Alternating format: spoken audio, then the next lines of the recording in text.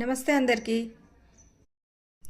Previous వీడియోలో చెప్పాను కదా ఫ్లవర్ ప్యాచెస్ చేస్తున్నాను బ్యాంగిల్స్ కోసానికని.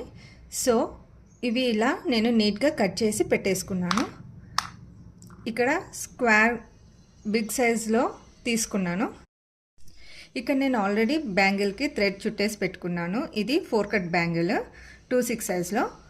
సో దీనికి నేను ఫస్ట్ గ్లూ అప్లై చేస్తున్నాను, B7000 గ్లూని.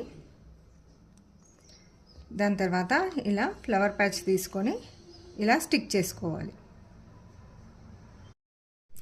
నెక్స్ట్ ఇంకొంచెం గ్లూ అప్లై చేసేసుకొని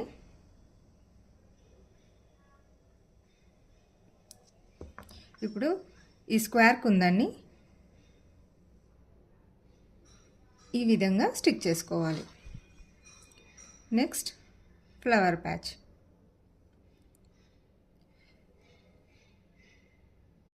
సో ఈ విధంగా మనము స్టిక్ చేసుకోవాలి. ఇక్కడ నాకు కొంచెం గ్యాప్ వచ్చింది.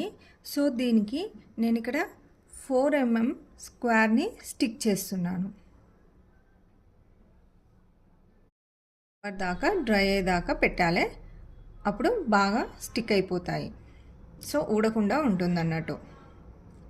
సో మీకు కూడా ఇలాంటి బ్యాంగిల్స్ కావాలి అంటే పైన ఉన్న వాట్సాప్ నెంబర్కి మెసేజ్ చేయండి. Thank you.